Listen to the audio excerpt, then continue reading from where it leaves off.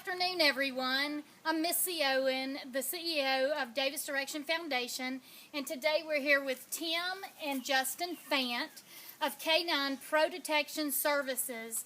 They are the president and vice president of Canine Pro Detection Services, and what they do is they come into your home and help you locate drugs that may have been left as a result of maybe a loved one going into rehab or someone that you think is actively doing drugs. When they leave the home, they will come in with this beautiful Brittany Spaniel named Ellie, and they will help you locate the drugs and get them out of your home. So I'm going to turn it over to them and let them tell you a little bit about their job and how they operate and what they would do if you hire them to come into your home and locate drugs. Thank you, Missy. Sure. Just recently started this business, although I have 33 years in law enforcement, retired. And this is what I did primarily, was drug investigation and a lot of sweeps for drugs. So have an astute understanding, but this from a different perspective, from a non-law enforcement perspective. In other words, we can do the sweep for you, and it's private and confidential. So there's no one contacted other than us and you. We're the only ones that know what happened. Justin is going to be helping me. He's a certified handler also, so he'll be with me on some of the sweeps.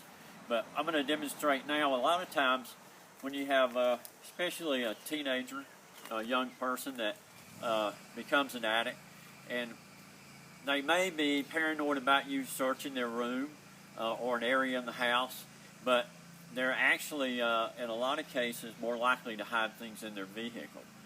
Especially after maybe you've located some before and confronted them about it.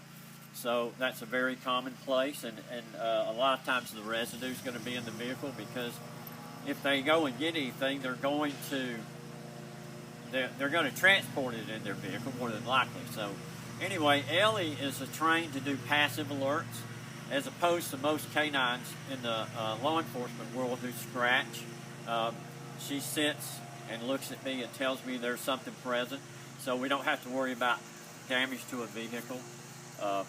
So it's going to happen pretty quick. She's really good.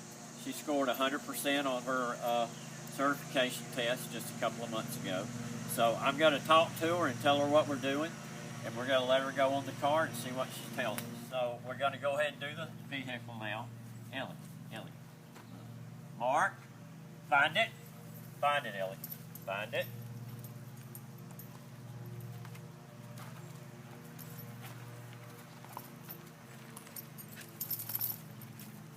Ellie, find it.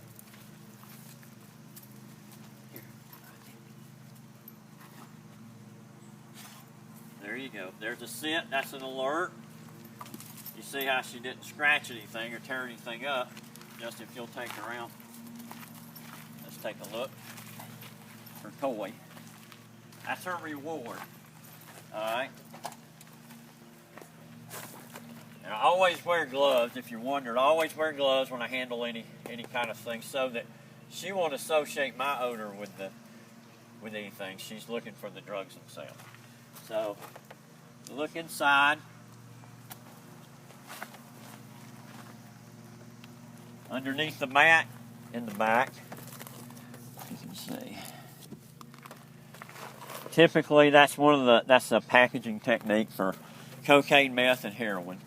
Just a corner cut baggie.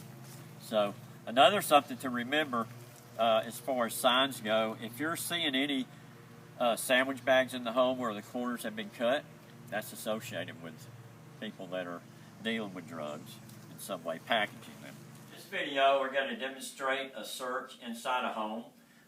Normally, you may have a bedroom or a garage area, sometimes an office area like this, and so I'm going to give her command, and she's going to begin to search the room, and she'll let us know by sitting again and looking at me, okay? Ellie, yeah. Mark, find it.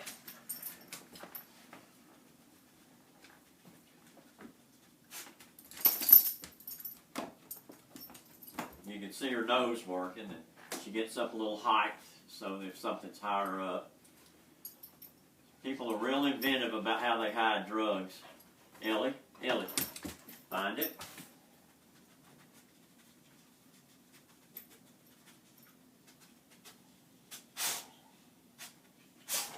Good girl.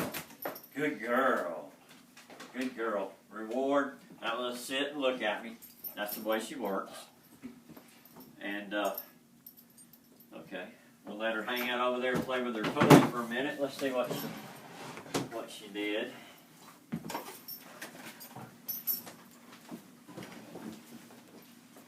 Typical packaging again for a meth or heroin with the white powder or chunks.